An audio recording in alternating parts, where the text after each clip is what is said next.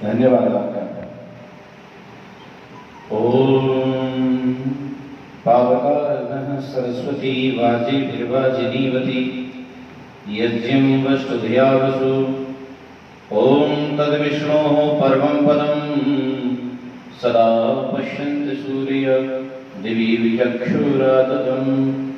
ओम शांति शांति शांति। गुरुकुल के सम्माननीय मंत्री जी, जो कि सार्वदेशिक सभा और प्रादेशिक सभा के भी उच्च पदाधिकारी हैं, सम्माननीय श्री प्रकाश जी आर्य, इंदौर से पधारे हुए उनके अनन्य सहयोगी सम्माननीय श्री दक्षदेव जी और हमारे सारथी मार्गदर्शक व्यवस्थापक जो बने हैं सम्माननीय श्री वेद प्रकाश जी आर्य, उपस्थित सभी आर्यबंधु, गुरुकुल परिवार की सभी अध्यापिका बहनें और उनके सहयोग में जो संस्कृत संभाषण का शिविर संपन्न हुआ, वे दोनों बहनें और प्यारी बेटियों, बहुत अच्छा कार्यक्रम आपके बीच संपन्न हुआ। और संभव है ये जो बेटियां हैं इनके जीवन काल का पहला कार्यक्रम ऐसा होगा कि जिन्होंने संस्कृत में बातचीत की, समझा। मैं ठीक कह रहा हूं ना बच्चों? पहले भी किया था? अच्छा, अस्तु। संस्कृत के विषय में 2-3 जानकारी मैं आपको देता हूं और 2-3 जानकारी गुरुकुल के संदर्भ में। अभी जो बेटियां उपस्थित हो रही हैं गुरुकुल में, संभव है पहले गुरुकुल के बारे में उन्होंने सुना भी नहीं होगा। कोई गुरुकुल से भी है एक आध तीन बेटियों में से? नहीं। पहले कभी बचपन में या किसी से सुना होगा गुरुकुल, कुछ सारे परिवारों से होंगे। प्यारे बच्चों, आप इतिहास के साक्षी बन रहे हो। यहाँ एक इतिहास बन रहा है। दूर दूर तक इस प्रकार की कोई संस्था नहीं है।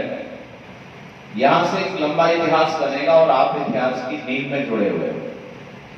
जब कोई संस्था शुरू होती है तो बहुत पुरुषार्थ करना पड़ता है, लेकिन अगर हम पुरुषार्थ करते हैं तो वह सभी प्रकार से लाभ देने वाला होता है। बच्चों, मैं आपके लिए बात कर रहा हूं और आपको मुझे ध्यान से सुनना होगा। गुरुकुल में और अन्य विद्यालयों में अंतर क्या है? तो इसमें बहुत बड़ा अंतर है। अगर मैं ये कह दूं कि गुरुकुल एक पवित्रतम संस्था है, तो मैं विद्यालय को कह दूंगा कि वो सबसे ज्यादा बिगड़ी हुई अगर स्थिति में है तो वर्तमान का विद्यालय है। अब इसे आप कैसे समझेंगे? हो सकता है कुछ बेटियों को ऐसा लग रहा हो कि घर वालों ने काम फंसा दिया, हमको अनुभव होता है ऐसा। मैं भी गुरुकुल में पढ़ा हूँ, महाविद्यालय में पढ़ा हूँ, इसीलिए दोनों तरह की जानकारियां मुझे बहुत अच्छे से हुई। गुरुकुल में कई बार बच्चे माँ बाप के आने के बाद रोने लगते हैं और वो ये सोचते हैं कि कहां फंसा दिया तुमने, ले चलो यहां से। उन्हें कई बार ऐसा लगता है कि कुछ भी कपड़े हमको पहनने के लिए मिले, कुछ भी हमको खाने के लिए मिले, कुछ भी देखने के लिए मिले। लेकिन प्यारे बच्चों, अभी आप इतने छोटे हो कि आप नहीं जानते कि कुछ भी से हमारा विनाश बहुत जल्दी होता है। एक बात अपने मस्तिष्क में नोट कर लो कि यहाँ पर सब कुछ सीखना पड़ता है। जोर से बोलो, क्या? फिर से सुनो, ये लाइन को नोट कर लो अपने दिमाग में, आज से आपका जीवन बदल जाएगा। यहां पर सब कुछ सीखना पड़ता है। यहां का मतलब यहां नहीं, संसार में। फिर से सुनो, यहां पर सब कुछ सीखना पड़ता है। बोलो जरा एक बार, यहां पर सब कुछ सीखना पड़ता है। अब आप थोड़ी देर अपना दिमाग लगाओ और आप ऐसी कोई बात बताओ जो बिना जाने बिना सीखे आपके पास आ गई। संसार में कोई भी मनुष्य बिना सीखे कुछ भी नहीं जानता। संसार में ऐसा कोई मनुष्य नहीं मिलेगा जो सब जानता हो। मिलेगा? थोड़ी देर बात करो मेरे से, बोलो मिलेगा कि नहीं? नहीं। अच्छा चलो, एक सब्जेक्ट में पूरी जानकारी रखने वाला मिलेगा? नहीं। तो फिर आपको क्या समझना है, जो व्यक्ति जिस विषय में जितनी मेहनत कर लेता है वह विषय उतना ही उसका आसान हो जाता है। कोई भी चीज कठिन नहीं है यहां पर। कितनी ही भाषाएं सीखी जा सकती हैं। परमात्मा ने जो मस्तिष्क है इतना अच्छा बनाया है, हम जिस परिवेश में जिस वातावरण में रहते हैं उस वातावरण की आदतें, वहां की स्वभाव हमारे ऊपर अनायास हावी हो जाते हैं। संभव है आपने एक कथानक सुना होगा, संस्कृत में कथानक सुनाया जाता है कि बहेलिया दो तोते पकड़ करके ले जाता है, एक ब्राह्मण के घर पहुंच जाता है, एक बहेलिये के घर पहुंच जाता है। वो मारो काटो कहता है और वो मंत्र पाठ करता है, स्वागतम करता है। तब जबकि एक ही गर्भ से, एक ही मां के गर्भ से दो तोते उत्पन्न होते हैं, लेकिन एक गलत व्यवहार करने लगता है और दूसरा सही व्यवहार करने लगता है। बस अब आप अंदाजा लगाइए, आज अभी आपकी शुरुआत है, जब 10 साल 15 साल जैसे ही आपके व्यतीत होंगे, आप पढ़ाई पूरी करेंगे, तब आपको अपना जीवन बिल्कुल बदला हुआ मिलेगा। सारा संसार आपको नजर आएगा कि हम सही समय, सही जगह और सही व्यवस्था में पहुंच गए, तो आज हम क्या बनेंगे। अभी आपको मेरी बातें ऐसी लगेंगी, लेकिन आज से अगर समझना शुरू करोगे तो आनंद आ जाएगा। अच्छा, कोई चीज हमको समझनी है, हमें अपने को किस रास्ते पर ले जाना है, इसके लिए आपको 2 चीजें याद करनी है आज। सबसे पहली, सही मार्गदर्शन। बोलो क्या? सही मार्गदर्शन। सबसे पहली बात सही मार्गदर्शन, और दूसरी बात है निरंतर अभ्यास। बोलो क्या? निरंतर अभ्यास। अब मेरे साथ साथ एक श्लोक दोहरा लो, आपको आनंद आ जाएगा। बोलो, जलबिंदु निपातेन क्रमशः पूर्यते घट सा हेतु सर्व विद्यानां धर्मस्य च धनस्य च। ये महात्मा चाणक्य का लिखा हुआ है। क्या लिखा उन्होंने? जल बिंदु निपातेन, जल बूंद बूंद कर गिरता है और एक घड़े को भर देता है। और ध्यान से सुनना, अगर आपने इसे आज से अपना लिया तो आप 1 साल के अंतराल में अपने आप को बहुत उन्नत पाओगे। जल बूंद बूंद कर गिरता है और बूंद बूंद कर गिरने वाला जल घड़े को भर देता है। शर्त है क्रमशः। बोलो क्या? क्रमशः। क्रमशः माने लगातार। जोर से बोलो, लगातार जो जल गिरता है, ऐसा नहीं कि अभी गिरा बंद हो गया। वो बूंद कैसे गिरनी चाहिए? लगातार गिरनी चाहिए, तो घड़ा भर जाता है। महात्मा चाणक्य नीतिकार कहते हैं कि यही नियम सा हेतु सर्व विद्यानां, माने यह सब जगह काम करता है, चाहे विद्या हो, धर्म हो, चाहे धन हो। एक दिन में कोई विद्वान नहीं बनता। हाँ या ना? जोर से बोलो ना। आप बोलो, मेरे साथ बातचीत करो, मुझे तभी अच्छा लगेगा। एक दिन में कोई विद्वान नहीं होता, एक दिन में कोई धनवान नहीं बन सकता, एक दिन में कोई बलवान नहीं बन सकता। अच्छा, आप क्या चाहते हो? सच बताओ, एक दिन में विद्वान बनना चाहते हो या टाइम लगाना चाहते हो? धीरे धीरे। सच बताओ। जो कहते हमारे पास टाइम लगाते, हमें तो जल्दी एक झटके में कोई जादू की ऐसी छड़ी हो, यूं घुमाओ और बस विद्वान बन जाए। प्यारे बच्चों, ऐसा कोई नियम नहीं है। संसार में जो विद्वान बने हैं, जैसे मैं आपके बीच आज कितनी देर बोल सकता हूं, मैं घंटों बोल सकता हूं, लेकिन जिस समय मैं अपने आचार्य जी के साथ पहले दिन व्याख्यान देने के लिए गया, व्याख्यान देने के लिए नहीं गया था, बल्कि आचार्य जी का व्याख्यान होना था। आर्य समाज के मंत्री जी थे, उन्होंने कह दिया ब्रह्मचारी जी भी आए, इनसे भी करवा दो। तो उन्होंने हमें 10 मिनट दिए। हमें अंदर से लगा कि मंत्री जी हमारा अपमान तो नहीं कर देंगे। 10 मिनट तो बहुत कम होते हैं, हम तो बहुत बोल सकते हैं। लेकिन प्यारे बच्चों, आपको आश्चर्य होगा, मेरे पास जितना मैटर तैयार था मेरे दिमाग में 5 मिनट में सबसे बढ़ गया। कितना समय दिया था मुझे? 10 मिनट। और बोल कितना पाया मैं? 5 मिनट केवल बोल पाया। तब मुझे लगा कि मंत्री जी तो बड़े दानकार हैं। मंत्री जी तो बड़े जानकार हैं, हमें जानते हैं, हम कितना बोल पाएंगे, क्योंकि बहुत लंबे समय तक कार्य करने से अनुभव बहुत होते हैं। उसके बाद हमने तैयारी की, और तैयारी करने के बाद आज आप मुझे घंटों सुन सकते हैं, कई दिन तक लगातार सुन सकते हैं। अगर आप ऐसा अपने पास लाना चाहते हैं तो आपको क्या करना पड़ेगा? निरंतर अभ्यास। क्या करना पड़ेगा? निरंतर अभ्यास। अभी तक आपने संस्कृत के कितने शब्द जाने? यत्र, तत्र, सर्वत्र, ऐसे शब्द सुने आपने? यतः, ततः, कुतः, ये शब्द आपने सुने, ठीक है? तो ये शब्द आपके लोक व्यवहार में सिखाए गए, वहां ब्लैक बोर्ड पर खड़े होकर के, आपके श्याम पट पर खड़े होकर के, कि बेटा ये इधर है पास में, ये दूर है, तो आप कैसे बोलेंगे? आपने सीख लिया। आप एक काम करेंगे आज से कि आपके पास कोई अलग से कोई रफ कॉपी, कोई डायरी, कोई ऐसी तैयारी करेंगे, और उसमें क्या करेंगे? आप 3 भाषाओं की तैयारी करेंगे। सबसे पहले संस्कृत लिखेंगे, और जिस पदार्थ का, जिसका नाम संस्कृत में आपको नहीं आता, वो आचार्य से पूछें, ठीक है?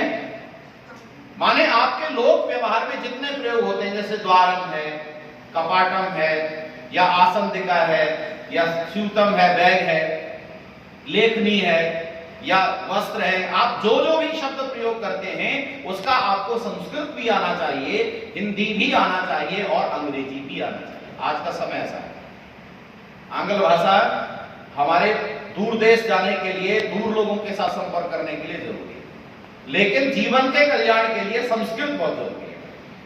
संस्कृत कितनी महान भाषा है इसको बताऊंगा मैं। पहले 1-2 बात और बताता हूं आपको। मैं अपने अध्ययन काल की जानकारी देता हूं आपको कि मैं कैसे याद करता था, और कितना अच्छा और कितना ज्यादा याद कर लिया था मैंने। मैं जब यात्रा में भी होता था, आज भी मेरा यही नियम चलता है, तो मेरे पास अपने जो भी सब्जेक्ट होता है उसके कुछ फुटनोट तैयार कर लेता मैं। जैसे कोई श्लोक याद करना है मुझे, वो श्लोक मैंने पेपर पर लिखा है, कागज पर, और आराम से अपनी जेब में रख लिया। बस जा रहा हूं कहीं तो मुझे क्या करना है? केवल उसी को स्मरण करना है।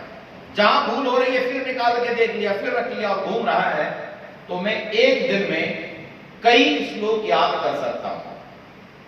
और मैंने साइंस के फॉर्मूले याद कर लिए, मैथ के सूत्र याद कर लिए, और मेरे समय में जब पढ़ाई पढ़ता था, यहां से कम 25 साल पहले की बात है, 30 साल पहले की बात है, और उस समय प्यारे बच्चों, आज तो आपको आपके विद्यालयों में भी कोई चाटा नहीं लगा था। हमारे समय में तो ये सब हमसे भी पुराने लोग हैं, जब हाथ पर डंडियां पड़ती थी, छड़ी पड़ती थी, तो 50, 20, 100 भी कम होती थी, और अगर हाथ हटा दिया तो फिर ये पीठ की खैर नहीं होती थी, क्योंकि उनका एक ही उद्देश्य था, याद करना है बस। और उस समय पर क्या करते थे, जब पूछते थे अध्यापक, खड़ा हो जा बेटा, पूछा नहीं बताएगा तो खड़ा रहे। सारा राउंड लग गया पूरी क्लास का, जो बच्चे बैठ जाते थे बताने के बाद फिर उनसे पूछा जाता था, खड़े वाले से नहीं पूछा जाता था। हो सकता है आपको लगे मैं अपनी पढ़ाई कर रहा हूं, लेकिन आपकी प्रेरणा के लिए बता रहा हूं कि मैं ज्यादातर दिनों में बैठा रहता हूं। आप अंदाजा लगाओ कितना याद किया होगा मैंने। आप भी कर सकते हैं। आज से नियम बनाइए कि हमें एक मंत्र या एक श्लोक कम से कम रोज याद करना है। 365 दिन बाद आप अपने आप को विद्वान समझने लगेंगे। बोलो हाँ या ना? हाँ। अच्छा, कर सकते हैं कि नहीं? कर सकते हैं, क्योंकि आप तो ऐसी सुंदर व्यवस्था में जी रहे हैं। काश ऐसी सुंदर व्यवस्था जो कभी वैदिक काल में चलती थी, आज भारत देश के सारे बच्चों के लिए हो जाए, तो 2 साल में भारत देश को आगे बढ़ने से कोई नहीं होगा। क्योंकि वो ढांचा तो चाहिए, वो ढांचा तो चाहिए जिससे हम किसी विद्यार्थी को डालें और निकल करके अच्छा आदमी बन जाए। वो सिस्टम खत्म हो गया। प्यारे बच्चों, आपके लिए सबसे बड़ी बात क्या है? एक तो बेटियां पढ़ती हैं, बेटी बेटे के साथ पढ़ना, इससे बड़ा खतरनाक और कोई काम नहीं। और बेटियों को बेटियां पढ़ा रही हो, अध्यापिकाएं आचार्य पढ़ा रही, इससे बड़ा सोने में सुहागा कोई हो नहीं। अगर बेटियों को कोई पुरुष पढ़ाता है तो बहुत खतरनाक है। सामूहिक कार्यक्रम यज्ञ आदि अलग बात है, वहां उपस्थित होना होता है, लेकिन पढ़ाने का जो क्रम है, आवास का जो क्रम है, वो बेटियों का अलग, बेटों का अलग होता है। और पवित्रता जब बनी रहती है तो दिमाग खराब नहीं होता है।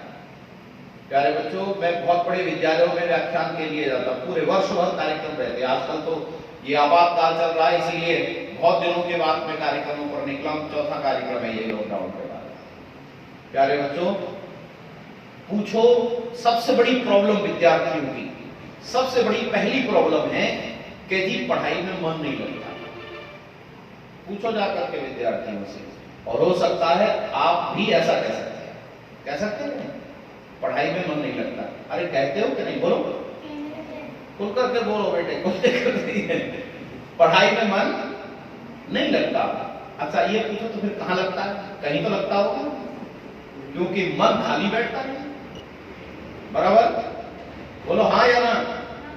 मन कभी खाली, अच्छा पढ़ाई में नहीं लगता तो कहां लगता है? इसका मतलब कहीं ना कहीं विकृति है। या तो घर में लगता होगा, टेलीविजन में लगता होगा, मोबाइल में लगता होगा, वो अलग बात है, आपके लिए सब प्रतिबंधित है। मैं चाहूंगा कि यहाँ पर उसकी व्यवस्था की जाए कि आपको कुछ मूवीज दिखाई जाएं, लेकिन वो मूवीज आर्य समाज के द्वारा बनाई गई हैं। वो सारी के सारे प्रोग्राम आर्य समाज ने तैयार किए, विशेषकर स्पेशली बच्चों के लिए आदत सुधारने के लिए, तो वो आपको दिखाए जाएंगे। मैं ऐसी आशा करता हूं, नहीं विश्वास है मुझे। वो सारा मटेरियल है, हमारे दक्ष साहब के पास है, मेरे पास भी बहुत सामान है। ये सामान हम अपने शिविरों में, हम आर्मी दल, आर्मी वीरांगना दल के शिविर लगाते हुए, एक मिनी गुरुकुल होता है 7 दिन से 10 दिन का, जूडो, कराटे, लाठी चलाना, दंड बैठक, आसन, प्राणायाम, और 3-3 घंटे बौद्धिक देते हैं हम, ब्लैक बोर्ड लगा करके बौद्धिक। हर आपके हर समस्या का समाधान हमारे पास है। अब बोलो समस्या क्या है? और एक दूसरी बात है कि हमें याद नहीं रहता। स्मरण शक्ति आज के विद्यार्थी की कमजोर होती जा रही है। इसका एक ही कारण है कि हम याद करने में अपने आप को एकाग्र नहीं कर पा रहे हैं। एकाग्र करिए, बार बार उसे दोहराइए, जितना ज्यादा दोहरा लेंगे उतना याद हो जाएगा। अच्छा गायत्री मंत्र सबको याद है? जिसको याद नहीं है 1 मिनट में याद कराइए उसको। कैसे? बस ये सुनिए कैसे कराना है। हर मंत्र के 4, 6, 8 पाठ कर लीजिए। बड़ा है तो ज्यादा पाठ कर लीजिए, छोटा है तो 4 पाठ कर लीजिए। 4 हिस्से कर लीजिए गायत्री मंत्र के। 4 हिस्से, ओम भूर्भुवः स्वः, बस इतना सा बोलिए। पूरा मंत्र बोलने की जरूरत नहीं है। अभी क्या बोलना है? बोलो ओम भूर्भुवः स्वः, ओम भूर्भुवः स्वः, ओम भूर्भुवः स्वः। ये याद हो जाएगा कि नहीं? बोलो हो गया? माने किसी को याद कराना है तो इतनी देर में याद हो जाएगा। इसके बाद इसके आगे वाले हिस्से को उसके साथ बोलो, ओम भूर्भुवः स्वः तत्सवितुर्वरेण्यम, ओम भूर्भुवः स्वः तत्सवितुर्। ये लाइन याद हो गई आपकी। आप कोई भी बड़े से बड़ा मंत्र याद कर सकते हैं, कोई बड़े से बड़ी बात याद कर सकते हैं। और आपको क्या करना है? काम चल रहा है, काम करते रहिए। अच्छा नहा रहे हैं, अच्छा कपड़े धो रहे हैं, अब कोई काम और कर रहे हैं, बगीचे में चले गए हैं, अभी तो आपको बहुत कुछ और भी जिम्मेदारी आएगी कि पढ़ने के साथ आपको अपना ये परिवार बहुत अच्छे से सुधारना है। ये कुल है। बोलो क्या है? कुल।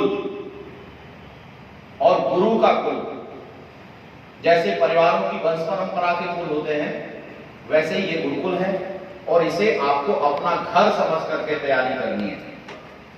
आप आज मेरी बात नोट कर लीजिए, आप जो बनना चाहें वो बन सकते हैं। आपको लगता है हाँ या ना? नहीं, अभी नहीं लगता।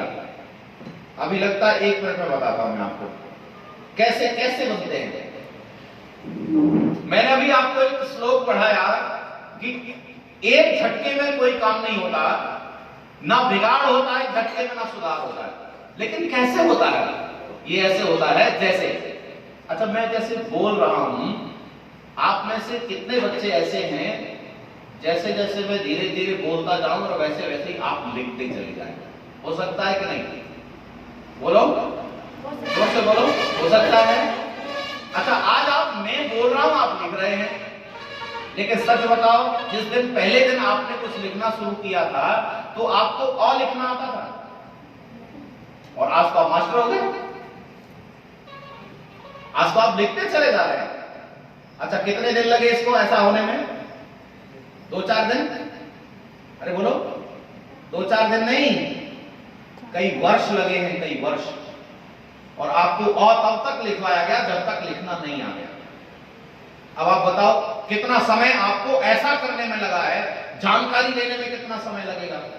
इसीलिए दो बातें सुनिए, एक तो भाषा है और एक ज्ञान है। ये दोनों अलग अलग चीजें होती हैं। एक क्या है? भाषा, और एक क्या है? ज्ञान। एक बात और बता देता हूं, कई बार कुछ लोगों के दिमाग खराब इसीलिए रहते हैं कि आदमी अंग्रेजी बोलता है और उसको लोग विद्वान मानते हैं। ये बात हमेशा दिमाग से निकाल देना कि अंग्रेजी बोलने वाला विद्वान होता है, क्योंकि भाषा अलग है और ज्ञान अलग है। इंग्लैंड में झाड़ू लगाने वाला भी अंग्रेजी बोलता है, वो भी विद्वान होता होगा। आपकी बात समझ में आ रही है मैं जो कह रहा हूं? ज्ञान, नॉलेज, विवेक, विद्या अलग है और भाषा अलग है। अब हम भाषा की बात करें तो सबसे बड़ी समृद्ध भाषा संस्कृत है।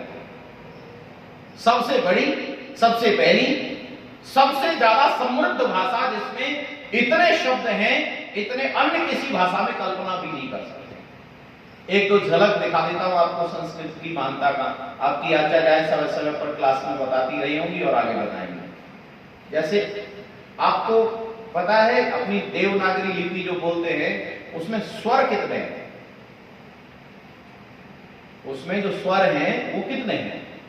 बोलो। कोई बात नहीं, मैं बताता हूं आपको।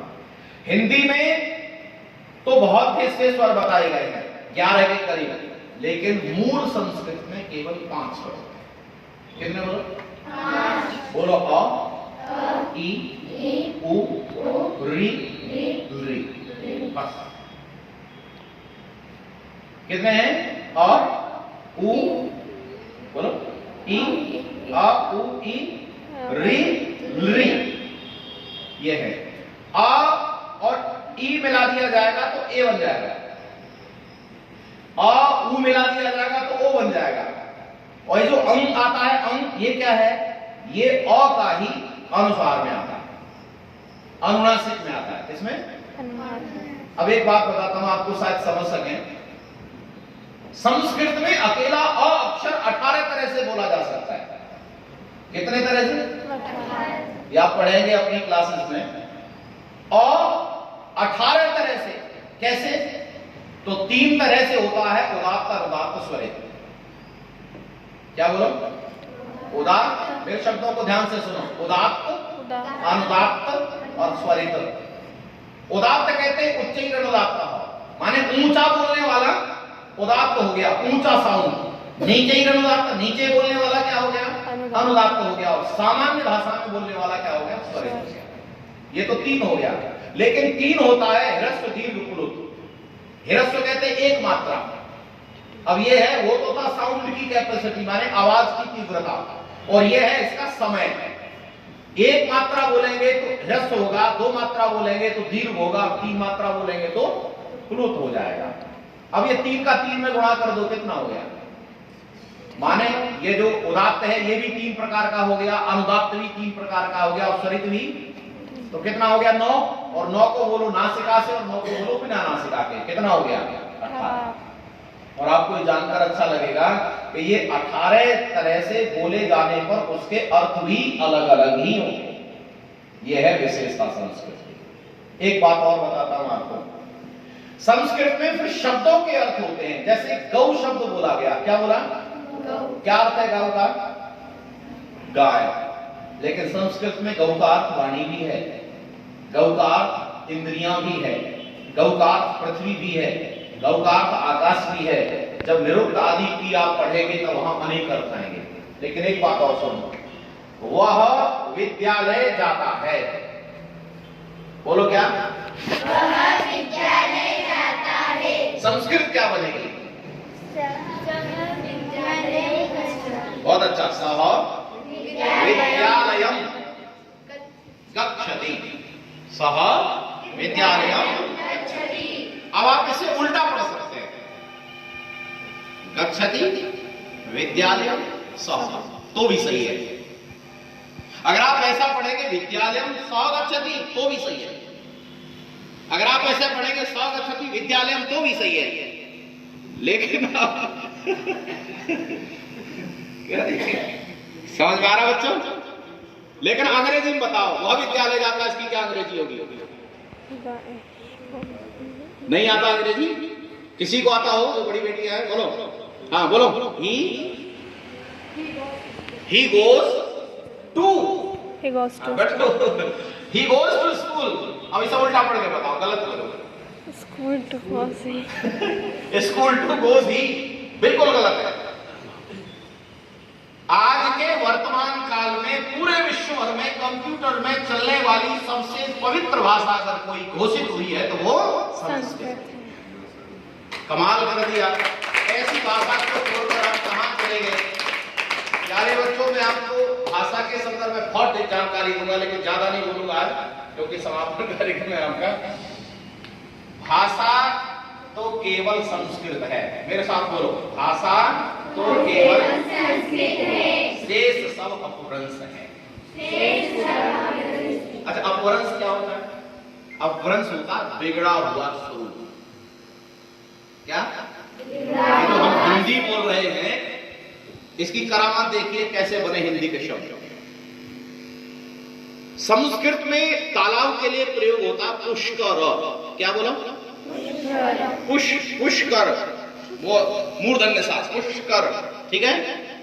ये पाली में बोला जाएगा। एक पाली भाषा हुई, संस्कृत से बिगड़ गई, तो वहां बोला जाएगा पुष्कर। क्या? पुष्कर का पुष्कर हो गया, और हिंदी में उसे पोखर कहते हैं। ऐसे बिगड़ता है संस्कृत। तो प्यारे बच्चों, हम शुद्धता की ओर चलेंगे तो संस्कृत भाषा हमारे पास आएगी। इसके बाद आप अविदा लक्षणा व्यंजना सुनेंगे, आपको आनंद आ जाएगा। संस्कृत बहुत आनंददायक भाषा है। और सबसे बड़ी बात एक और सुनो, कि जो ज्ञान रूपी सामान है, ज्ञान समझ रहे हैं आप? ज्ञान वो अभी भी संस्कृत में ही है।